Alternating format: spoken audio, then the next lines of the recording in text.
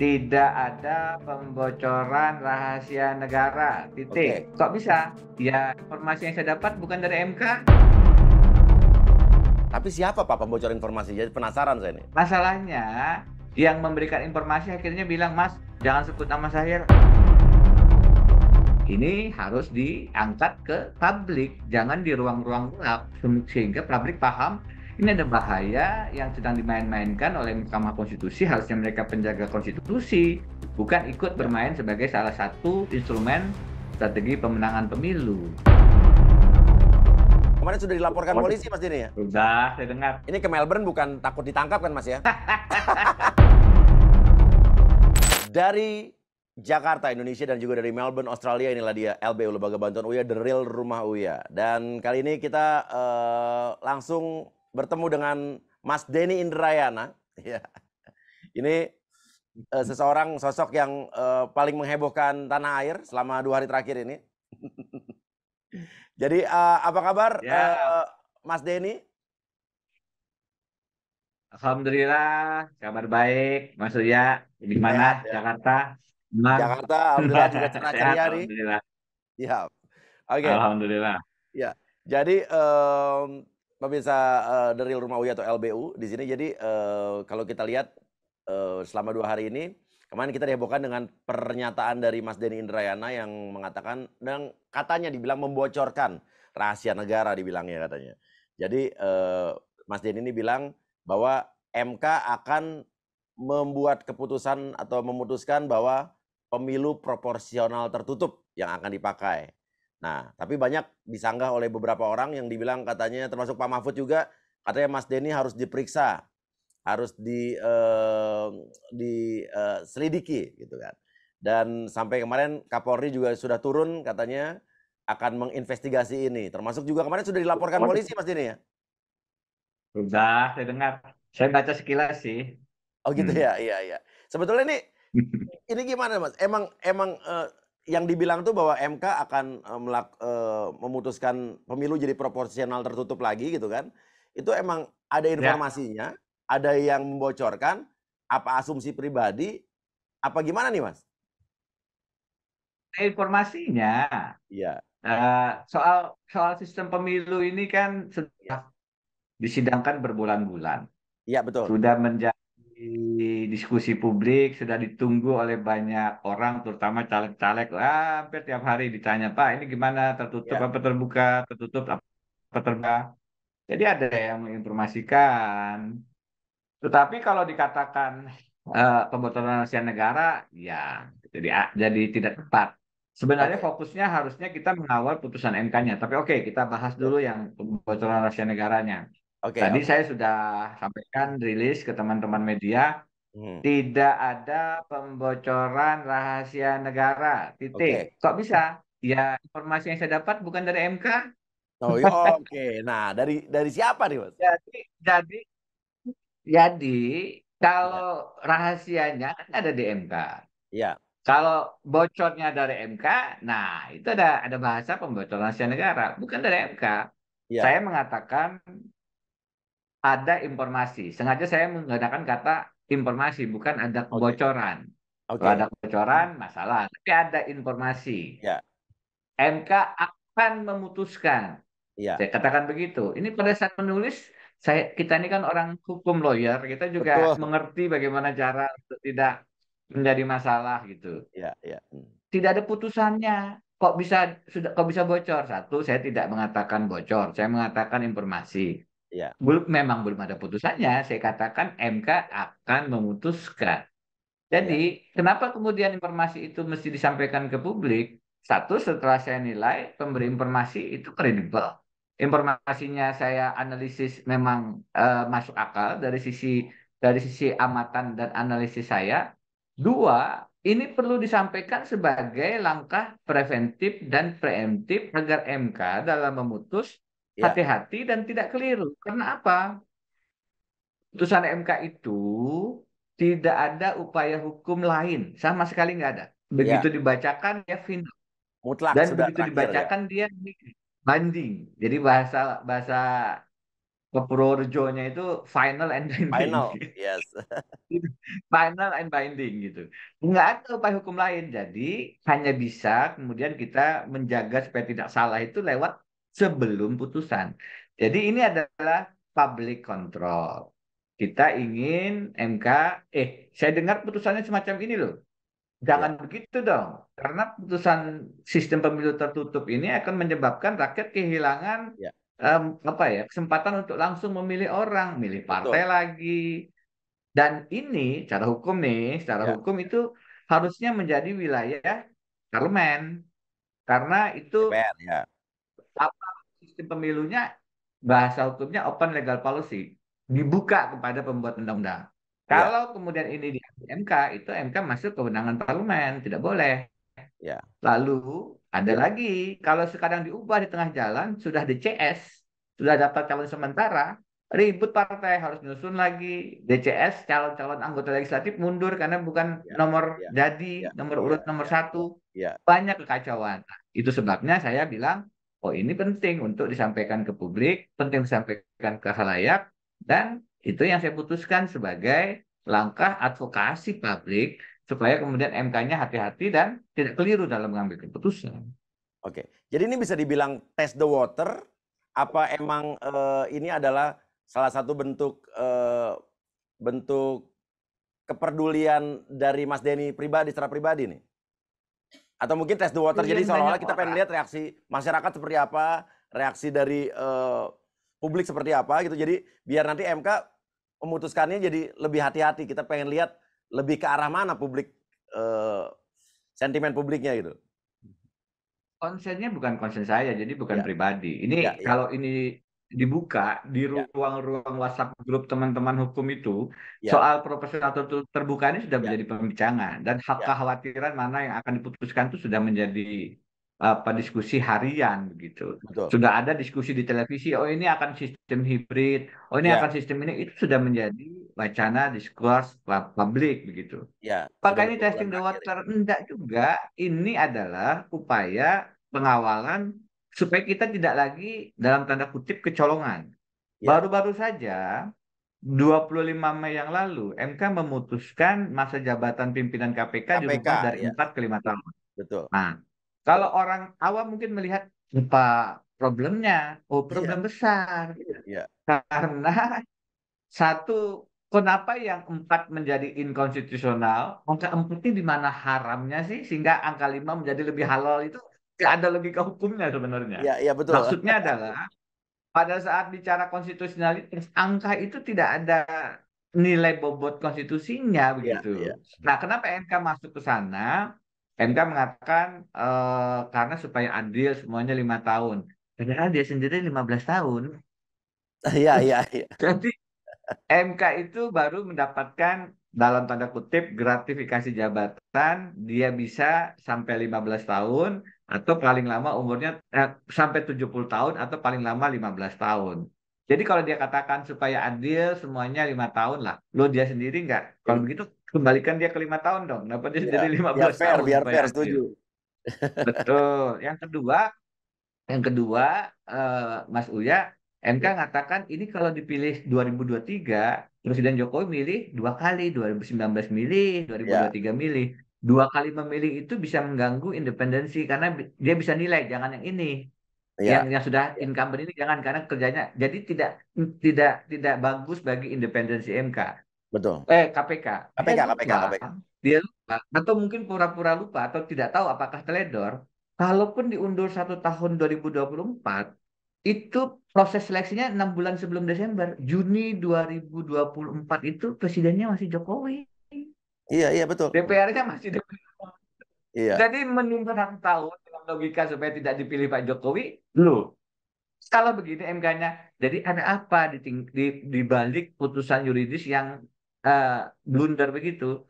Analisisnya sederhana, karena pimpinan KPK yang sekarang yang bermasalah sejak proses seleksi iya, iya, itu sudah diberikan sanksi pelanggaran berat karena ketemu pihak yang berperkara. tetap dipilih jadi pimpinan, Yes. ada Sandra di situ, kena dugaan gratifikasi helikopter, Helikopter. kena dugaan pembocoran dokumen rahasia, itu Yes. Itu belum dipertahankan selesai tuh. karena un- untuk supaya Pilpres 2024 masih bisa dikawal melalui kasus-kasus di KPK. Kasus KPK ini sekarang, saya menulis puisi, Ya. korupsilah dalam pelukan koalisi. Saya nulis itu. Maksudnya apa?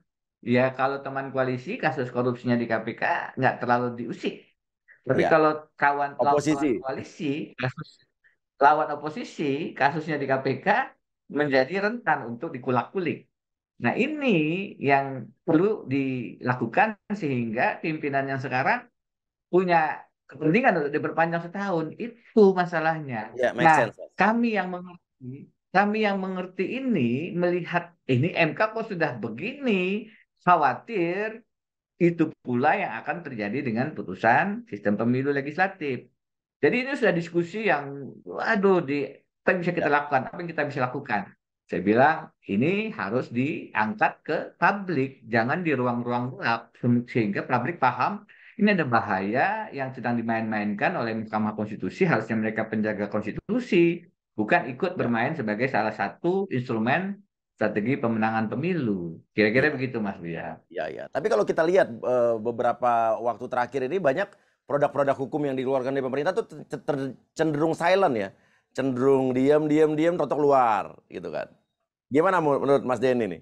Kayak banyak kemarin, banyak sekali kan, termasuk Betul, RUU betul. Cipta Kerja juga Jadi gitu kan. persis, kalau kita baca rancangan Undang-Undang Cipta Kerja, Ya, itu kan bukan rancangan, Undang-Undang Cipta Kerja ya, dibatalkan oleh Mahkamah Konstitusi ya, karena dianggap tidak ada meaningful participation. yes, Meskipun itu berharga ditariknya Hakim Aswanto tuh, karena dia ya, memberikan pendapat menyatakan itu inkonstitusional. Undang-undang IKN cepat sekali. ya, Perubahan undang-undang KPK, waduh, itu juga super cepat. Perubahan ya. undang-undang Minerba juga super cepat. Tapi kenapa kalau yang terkait dengan perampasan aset kok bertahun-tahun nggak selesai gitu Nah, ya? jadi Nah ini ada apa? Jadi ada kalau perbedaan ya. ditanya ke saya, betul, kalau ditanya ke saya, ada kepentingan-kepentingan bisnis, kolutif, oligarki yang perlu di entertain, yang perlu Ya, kemudian diberikan karpet merahnya. Jadi, oh ini tambang batu bara, Anda izinnya saya perpanjang tanpa harus melalui evaluasi. Tidak perlu bayar royalti ya, itu undang-undang minerba tuh. ya, Dan seterusnya. Jadi, proses legislasi pembuatan undang-undang kita akhirnya ada kepentingan-kepentingan yang tidak untuk kepentingan rakyat.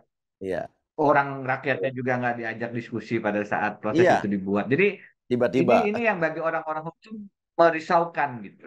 ya. Oke, betul betul sekali.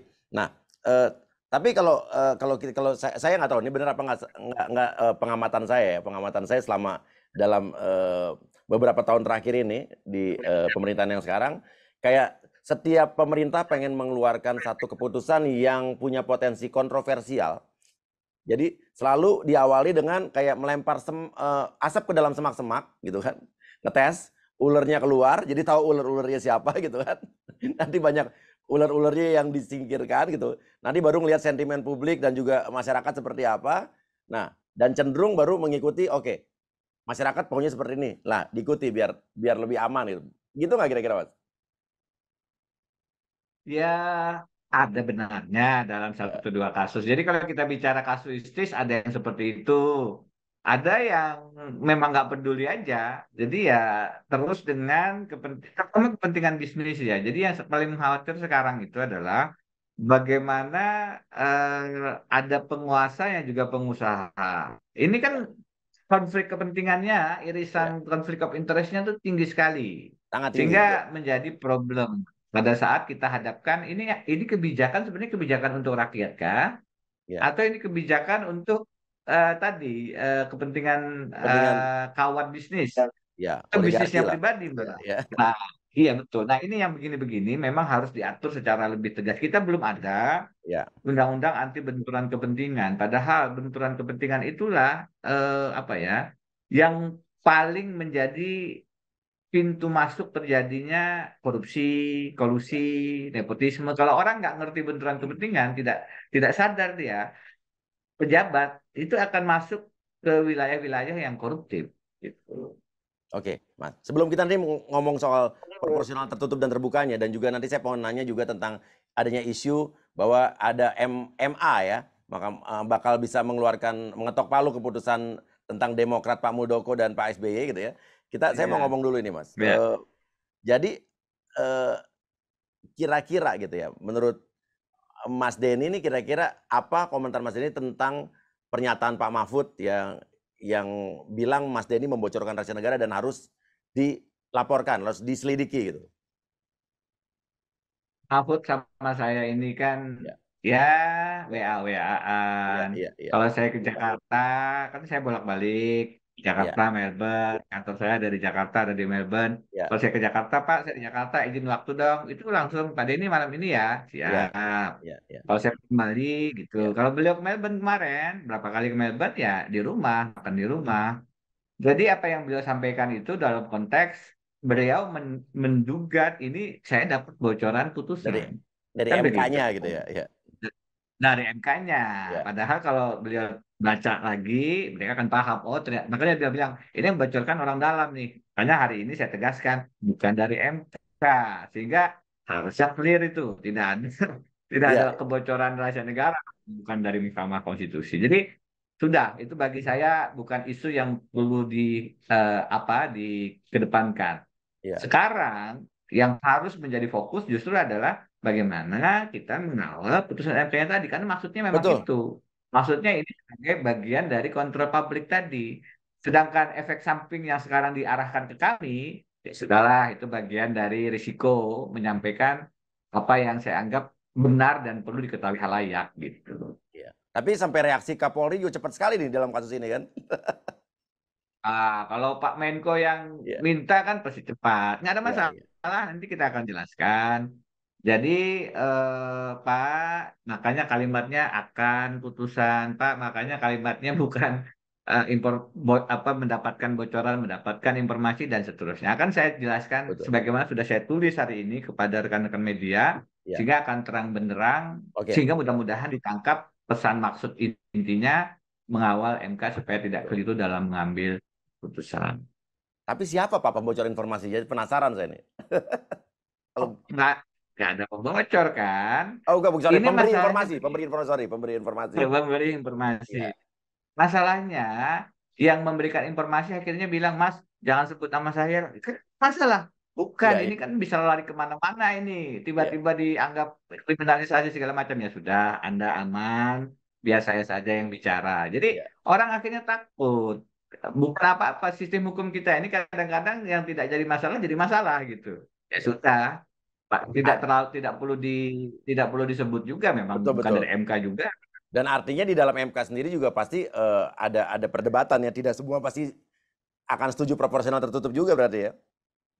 Ya mestinya begitu. Karena begini ya, kok bisa sih disebut angkanya 63? Iya, Kalau 63 orang betul. yang sering kalau orang yang sering bersidang di Mahkamah Konstitusi, kami sedang menguji sekarang Undang-Undang Cipta Kerja dengan teman-teman buruh. Sebelumnya kami menguji Undang-Undang Pemilu tentang syarat ambang batas pencalonan presiden. Kami bisa melihat ini kecenderungan hakim ke arah menolak atau menyetujui ini permohonan kami. Itu bisa dibaca latar belakang hakim, dipilih DPR, Presiden, MA, itu bisa melihat, oh ini kecenderungannya kemana. Jadi afiliasi politik, preferensi politik, itu bisa menjadi bahan analisis, oh ini hakim dalam putusan kita cenderung akan ke A apa ke B. Iya. Di Amerika Serikat, di Amerika Serikat, hakim agung yang dicalonkan, dinominasikan oleh presiden dari Partai Demokrat, kan lebih progresif kecenderungan putusannya. Yes, yes. Sedangkan hakim agung yang dinominasikan oleh presiden dari Partai Republik Republik. akan cenderung lebih konservatif, Ya, akan menolak apa isu-isu yang terkait sensitif ya. misalnya LGBT. Hakim LGBT. Republik nggak akan masuk ke situ. Tapi kalau hakim dari Demokrat akan Demokrat. setuju. Itu bisa dibaca dengan mudah. Jadi kalau kita mau ngambil hitung-hitungan, oh ini 63, oh ini 54. Itu karena memang bisa, kecenderungan hakim tuh bisa dianalisis begitu.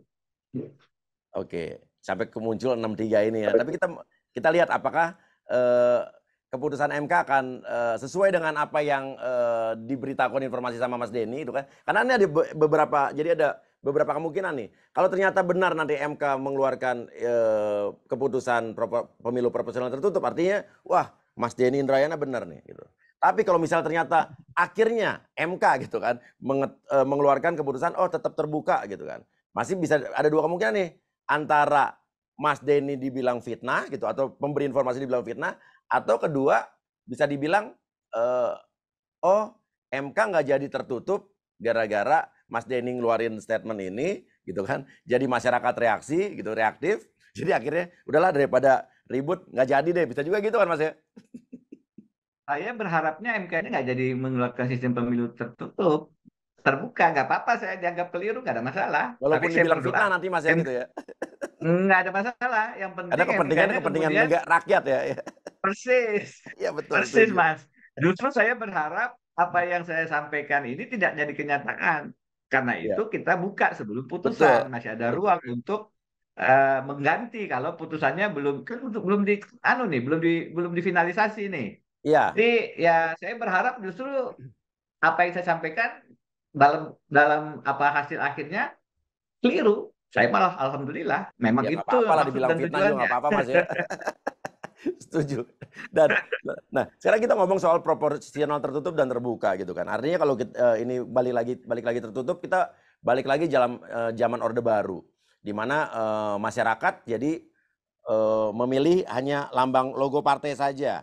Terus juga nanti caleg-caleg yang dipilih berdasarkan nomor urut partai yang menentukan gitu kan. Sorry, kalau ya tertutup, bukan berdasarkan suara terbanyak. Terus juga makin ada potensi partai lebih otoriter lagi gitu ya. Tapi kalau menurut Mas Denny gimana? Ya, Kira-kira apa kerugian-kerugian yang bakal terjadi kalau tertutup ini dibikin lagi gitu?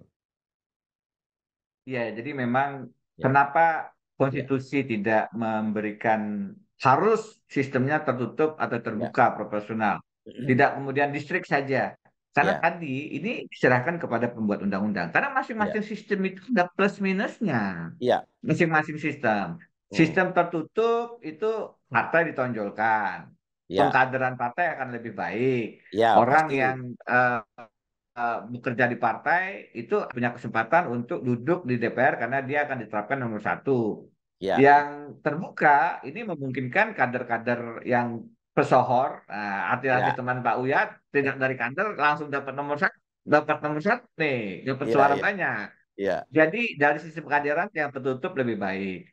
Dari iya, sisi apa dekatan dengan pemilih yang terbuka ini karena dipilih orangnya namanya relasi dengan pemilih akan lebih lekat, akan iya. lebih dekat. Yang Partisipasi publik juga tertutup, lebih kayak banyak ya. kalau betul kita nggak tahu siapa yang kita pilih. Pada saat Orde Baru kita milih apakah Beringin, apakah Banteng Ka'bah, sama apakah Ka'bah. Banteng. Kita Iya, nggak tahu orangnya siapa. iya, iya, Kita nggak tahu siapa yang akan duduk. Itu yang disebut dengan membeli kucing dalam karung, karena nggak ngerti ya siapa yang akan duduk.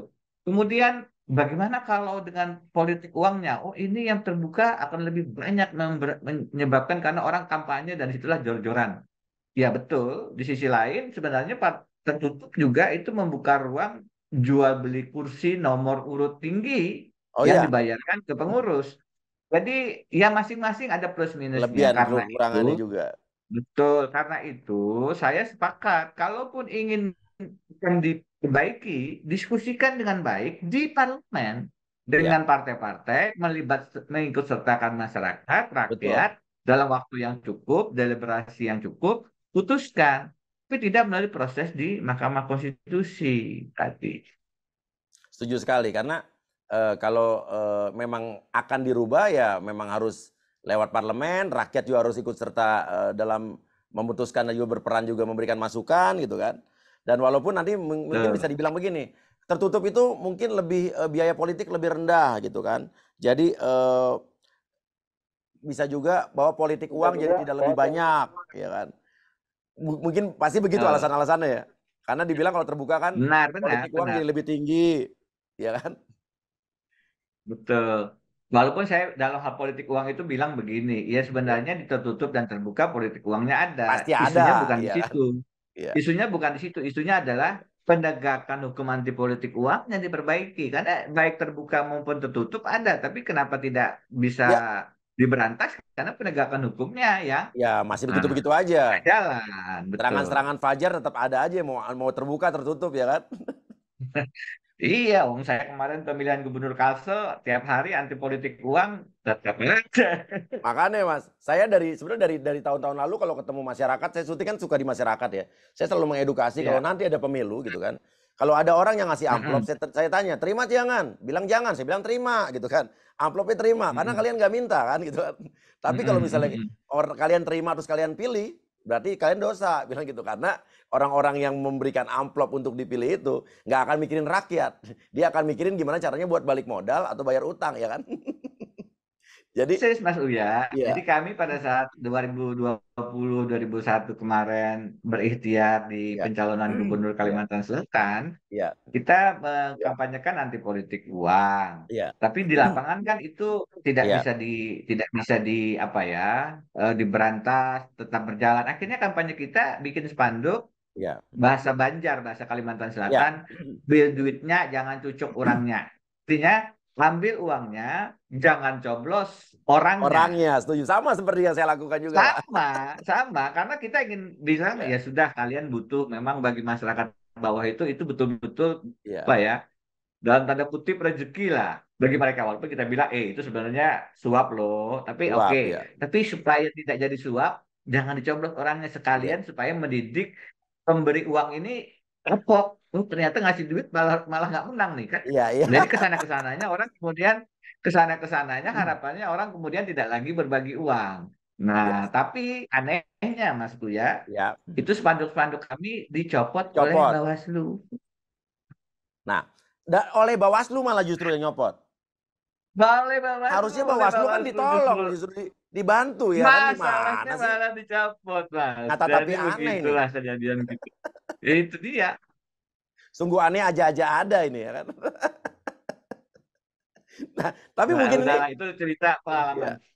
Mungkin ini adalah tanggung jawab kita bersama juga para mungkin pejabat-pejabat, aktivis dan juga para public figure mungkin yang untuk mengkampanyekan ini ya.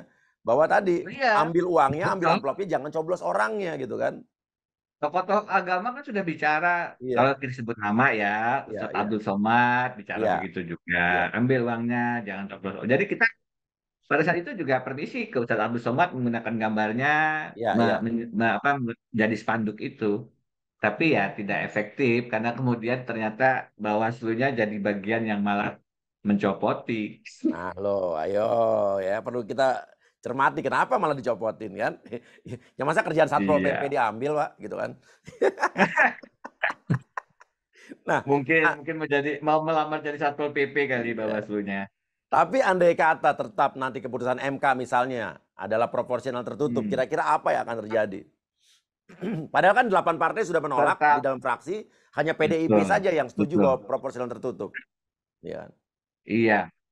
eh Satu ya mungkin ini agak agak berat dipahami, tapi sebenarnya ada juga partai-partai itu yang suka juga dengan tertutup, tapi di depan publiknya bilang mereka menolak supaya simpati oke. publik. Ada juga Iya, yang begitu, iya, Mas. iya. Ada juga. Iya, jadi nggak semua 8-8-nya ya. Iya, Iya, nggak semua 8-8-nya iya, sebenarnya murni nolak gitu. Satu ya. iya, Yang kedua, ya mungkin ada yang akan menekan ini supaya ini MK akan ada respon tidak setuju. Yang ketiga, ya mereka akan kesulitan untuk meneruskan ini dalam tataran implementasi pencalekan. iya. Akan dirombak itu di CS tuh. Iya pastilah. Dan saya duga beberapa bakal calon akan mundur. Yang Iya. keempat, muncul potensi jual beli nomor urut atas. Jadi money politik tetap Dan akan ada ini, ya. Iya, iya. nah bagi yang melihat ini sebagai peluang bisnis, ya alhamdulillah tertutup nih ada peluang jual Iya, iya. Iya. jualan nomor urut jadi gitu. Nah ini harusnya jadi kerja-kerja ke tangannya KPK, Kepolisian Kejaksaan nih, karena di situ ada peluang akan ada permainan jual beli nomor urut atas, nomor urut satu. Yang Iya. yang kelima, yang tidak kalah pentingnya, ya pertanyaannya ini akan diterapkan kapan nih? Kalau diterapkan 2024 langsung, Iya. ya tentu akan berpengaruh dengan persiapan pemilu. Udah Dan ini mepet nih berapa bulan tidak lagi kan? sederhana, Iya. betul.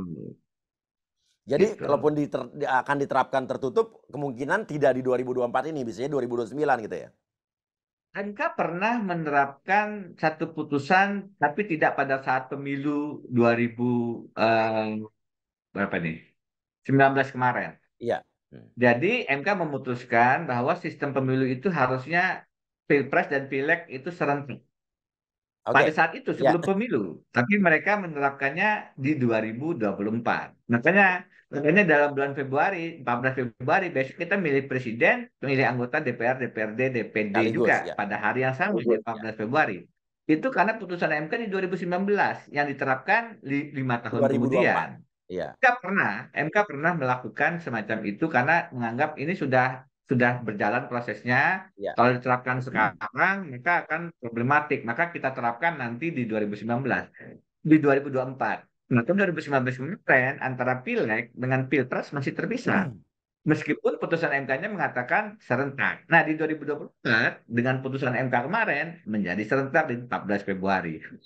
Pemilu legislatif ini akan diterapkan putusannya 2024 atau 2029? Iya. Nah, itu tidak ada informasinya saya. Tapi Iya. ada yang mengatakan diterapkan langsung, ada yang mengatakan, kan katanya sekjennya mengatakan informasi saya itu untuk 2029. Nah, kita Iya. lihatlah, tapi pada dasarnya, ya ini memang harus dikawal karena ini banyak yang menunggu. Itu sebabnya barangkali jadi viral apa yang saya tulis, Iya. karena atensi, waiting, the Godot ini menunggu menunggu putusan MK-nya ini memang sudah di ujung gitu. Jadi udah harap-harap cemas para caleg ini. Iya, iya. Jadi, kira-kira ya benar, harap caleg cemas gitu. Dan kira-kira kalau emang partai yang ngotot tetap proporsional tertutup karena apa? Emang merasa bahwa partainya disurvei selalu paling atas gitu kan. Dan ini juga mungkin memuaskan lembaga-lembaga survei kali ya kalau tertutup ya?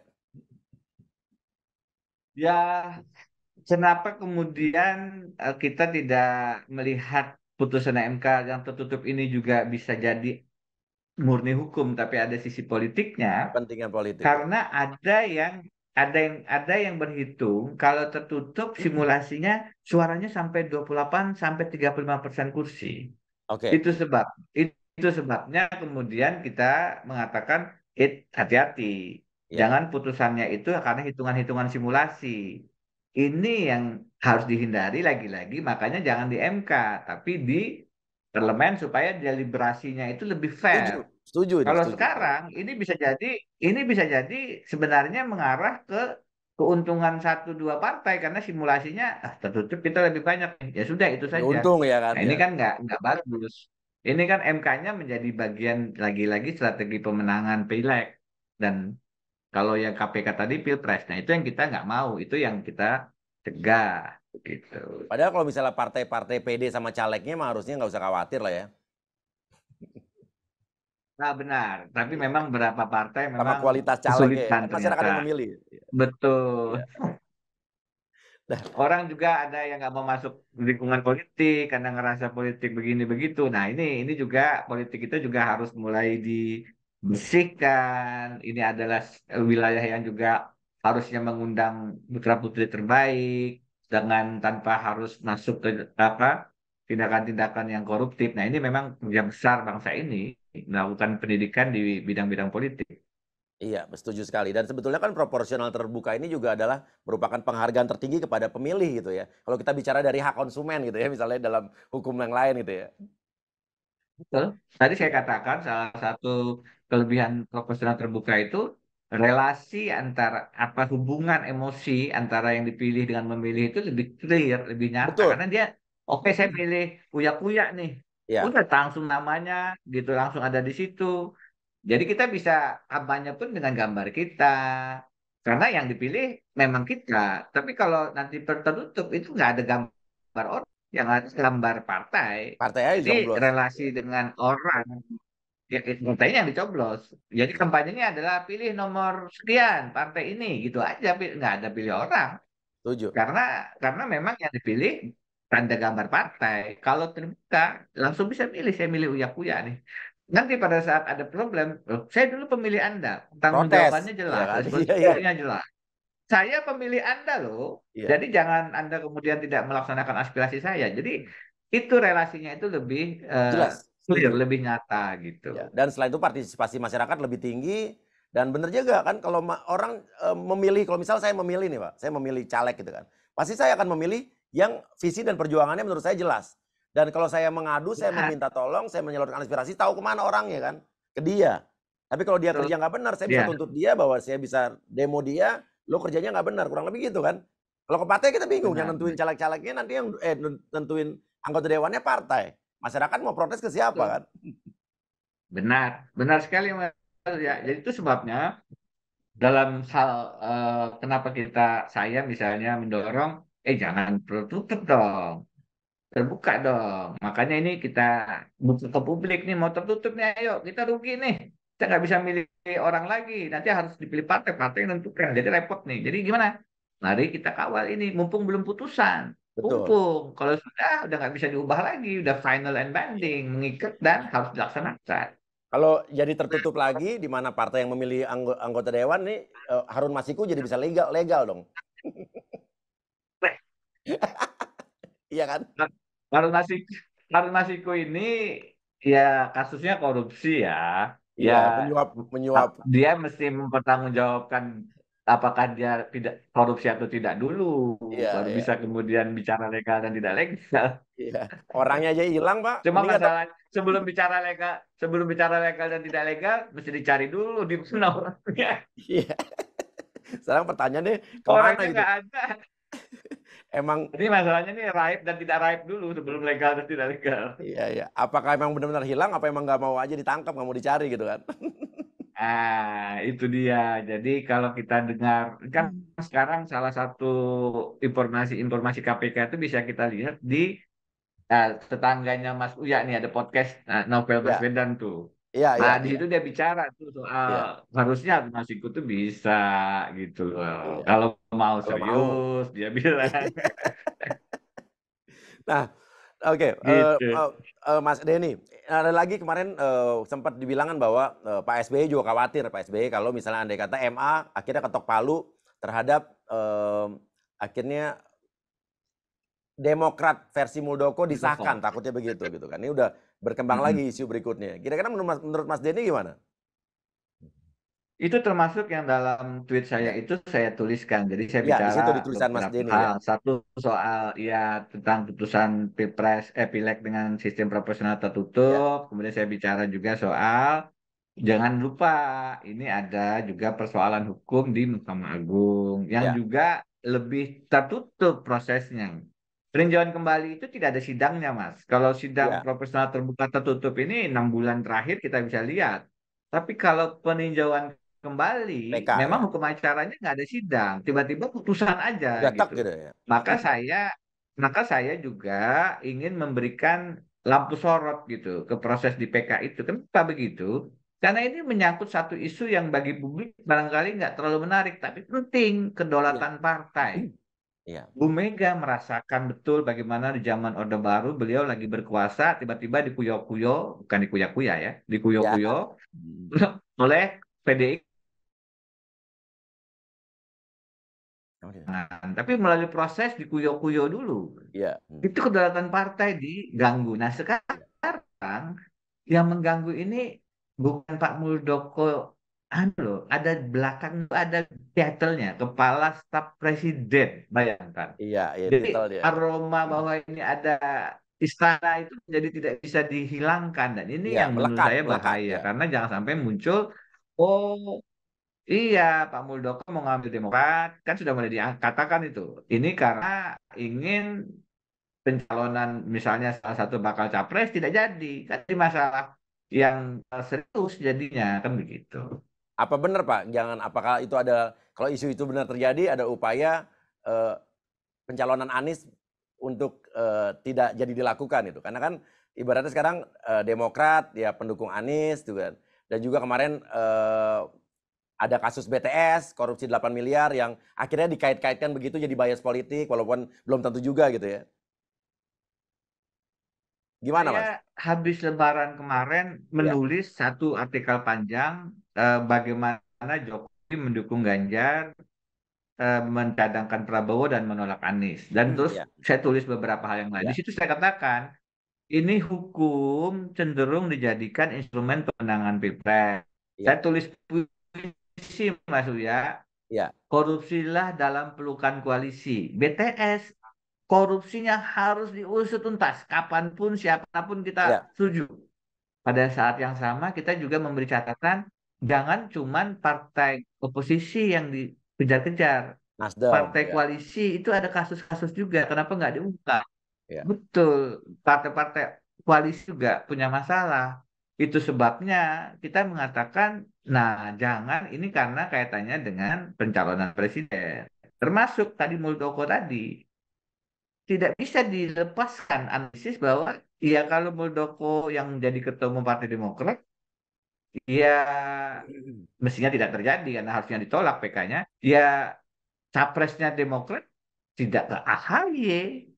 Itu artinya apa? Artinya Anies akan kekurangan syarat untuk maju Pilpres karena dia hanya punya kursi kurang dari yang dibutuhkan presidensial ya. threshold. Nah, ini tidak akan muncul apa pemikiran Seperti dan itu.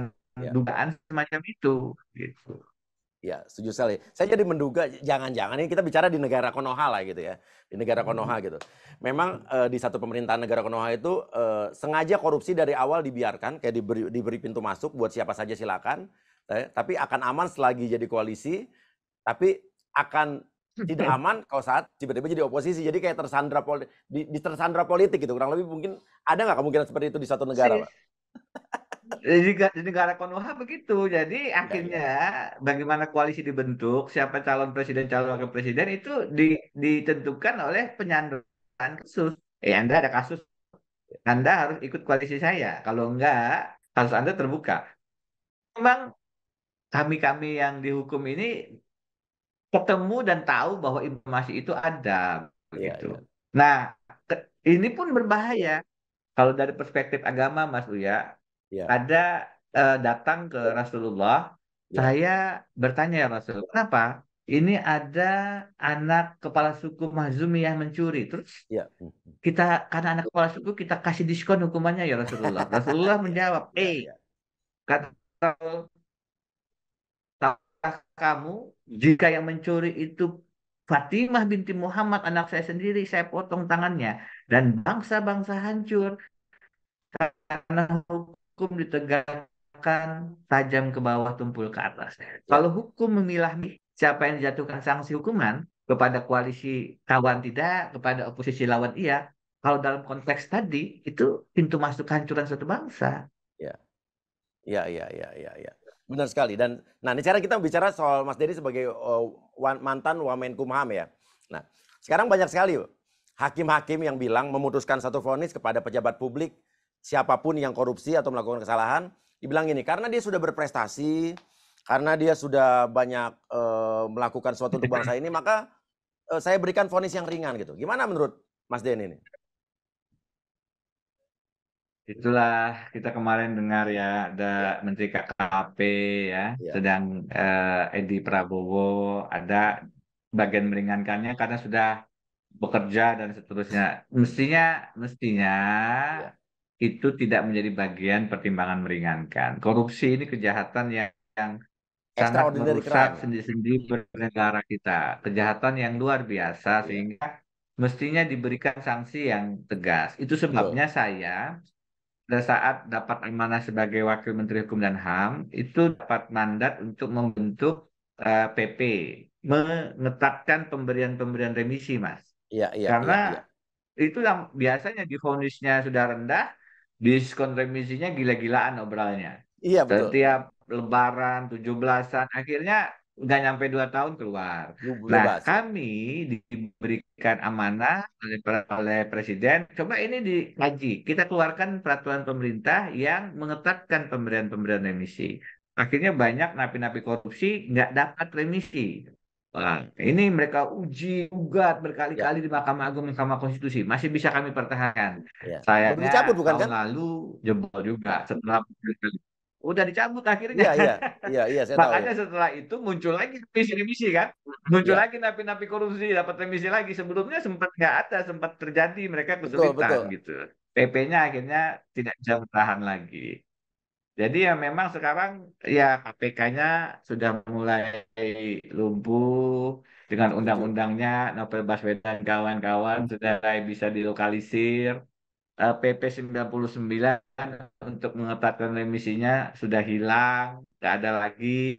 Pak Hakim Atijah Al-Kostar sudah almarhum sehingga yang Ya, kasasi dan PK bisa dapat diskon bahkan bebas. Jadi memang sekarang kita sedang khawatir dengan pemberantasan korupsi kita. betul. Padahal KPK dulu dibentuk karena mengadopsi. Jadi berat nih omongan kita. Betul, betul. Padahal dulu KPK dibentuk kan mengadopsi KPK Hong Kong dulu ya, CIC kalau nggak salah.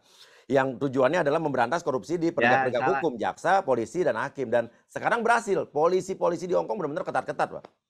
Itu benar-benar keren gitu kan. Benar, Dan sekarang, benar, tapi benar. ketua KPK-nya udah dari polisi Benar, juga, jadi di bingung, Pak. sana itu salah satu elemennya yang menyebabkan ketat pada saat kemudian polisi Hong Kong itu diserang, sorry, Ya, KPK Hong Kong diserang serang. polisi, Ya. itu ada pelindungan dari kepala negaranya. Betul. Betul, diserang. Nah, kita ini berkali-kali KPK-nya diserang, ada kepala negara melindungi, ada yang membiarkan. Nah, ini yang Tergantung sekarang ini kepentingan. minta maaf dengan segala hormat ke Pak Jokowi, perubahan undang KPK-nya terjadi, Novel Baswedan di TWK-kan. Kalau dulu kan istilahnya berani jujur hebat kata KPK.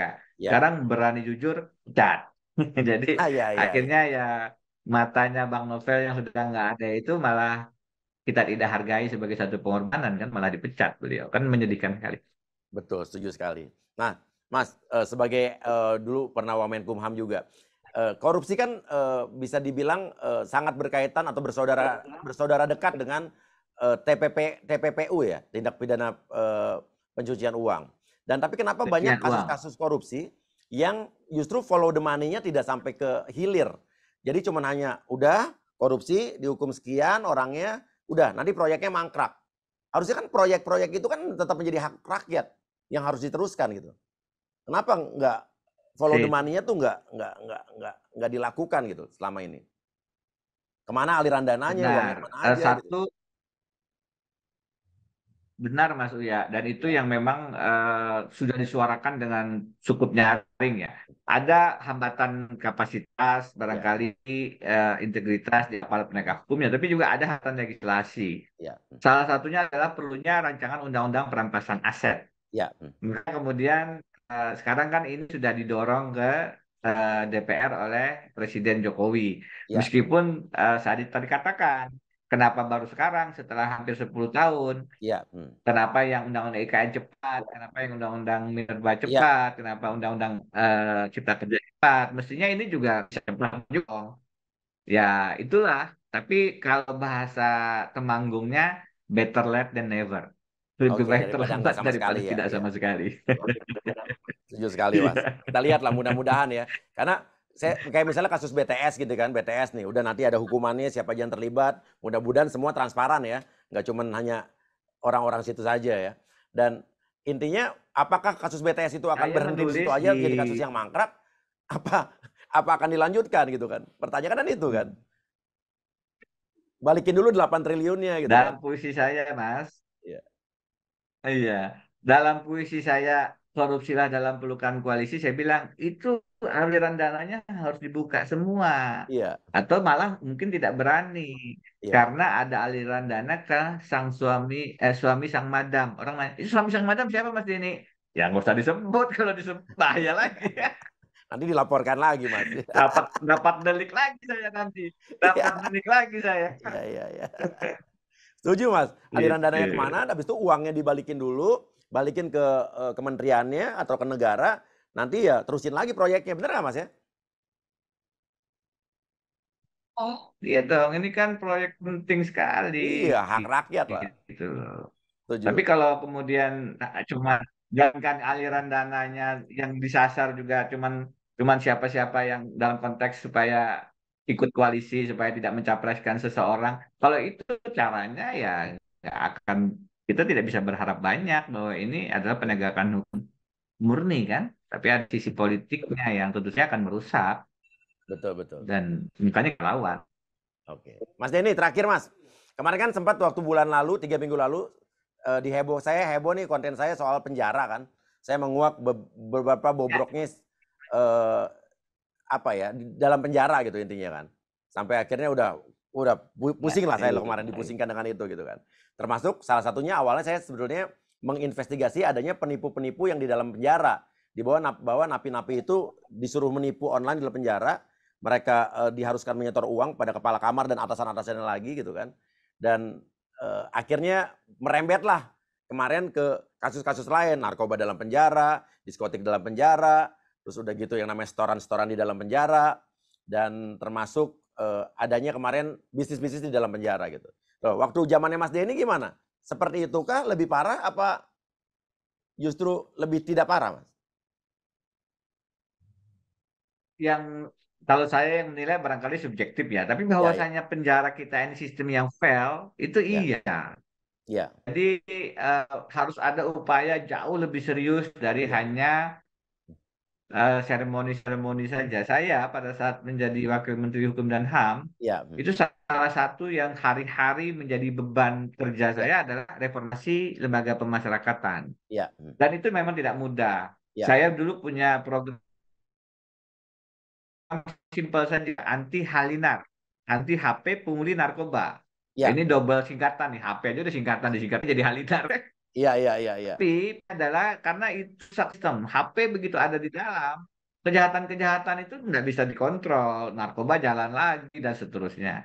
Tapi, waduh, di mana-mana. Narkoba, aduh sekarang itu hampir kalau kita ke kota-kota besar di atas 70%, 80% tuh memakai narkoba.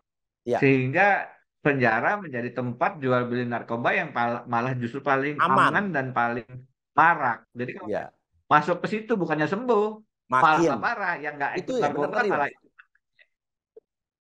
betul. Nah ini Ya, sistem yang fail. Kami kemarin mencoba untuk memperbaiki itu, tapi memang 3 tahun tidak cukup, Mas. Harus dia katakan salah satu kerja yang belum selesai kami adalah reformasi pemasyarakatan.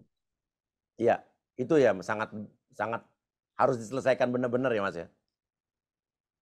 Menurut saya, dengan segala hormat, ini harus menjadi presidential issues. Yes. Nggak cukup hanya Menteri Hukum dan HAM, tapi memang ada titik-titik tertentu Presiden involved. Ini reformasi Harus. pemasyarakatan. Karena Ya. itu udah sangat kisruh di dalam itu sudah tidak lagi ada aturan main sebenarnya.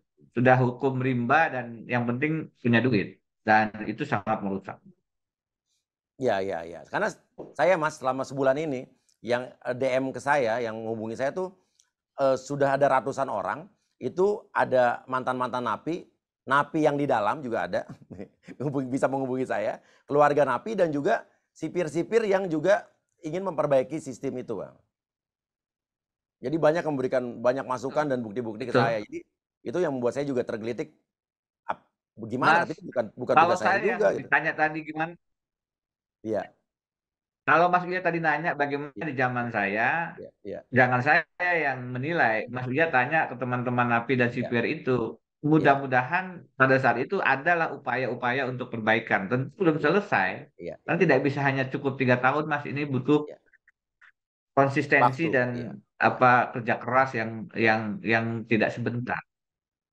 Betul sekali, ya. Dan juga kayak over capacity di dalam penjara juga harus dipikirkan gimana caranya gitu kan. Ya, nah itu problemnya itu kan sebetulnya. Betul.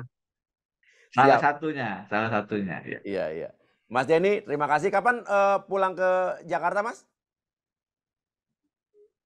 Segera Kap- insya Allah Mas, segera. Karena saya kan se- punya kantor di Jakarta juga, jadi Ya, ya, ya. bolak-balik aja. Ini ke Melbourne bukan takut ditangkap kan, Mas ya?